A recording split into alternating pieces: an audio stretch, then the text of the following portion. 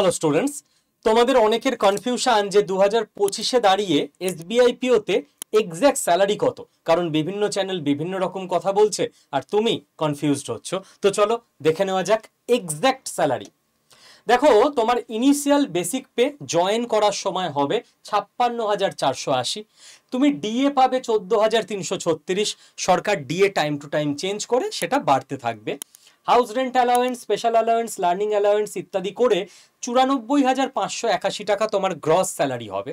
তার থেকে কাটা যাবে 9,617 টাকা। তুমি হাতে বা ইন হ্যান্ড পাবে 84,964 টাকা।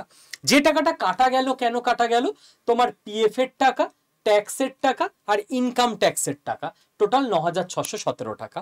খেয়াল রাখবে কেন কনফিউশনটা তোমাদের তৈরি হয়। কেউ ধরো মুম্বাইয়ের মতো জোনে এসবিআই পিও পেয়েছে, তার কিন্তু অ্যানুয়াল স্যালারি হয়ে যাবে 18,67,000 টাকা। তুমি যদি একে 12 দিয়ে ভাগ করো দেখবে মাসিক 1.5 লাখ টাকা। কেন এই পার্থক্য? কারণ যে যত বড় শহরে পোস্টিং পাবে সেই শহরে যেহেতু ঘর ভাড়া, থাকা খাওয়ার খরচ তত বেশি, তাই তার অ্যালাওয়েন্স বেশি হয়ে যায়, বেসিক পে চেঞ্জ হয় না। তো তুমি 80-82 থেকে শুরু করে 1.5 লাখ টাকা পর্যন্ত ফার্স্ট মান্থে জয়েন করে এসবিআই পিওতে স্যালারি পেতে পারো। তো একবার চেষ্টা করে দেখবে না?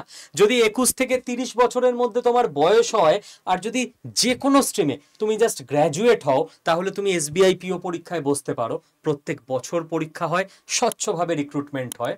যদি চ্যালেঞ্জটা নিতে চাও যে আমি পড়াশোনা করে একবার দেখব, তাহলে এই চ্যানেলটাকে সাবস্ক্রাইব করে নাও।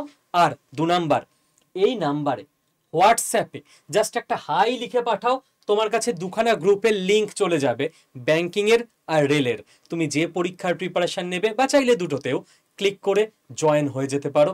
প্রিপারেশনের গাইডেন্স সমস্ত কিছু এই চ্যানেলে আর এই হোয়াটসঅ্যাপ গ্রুপে পেয়ে যাবে। All the best.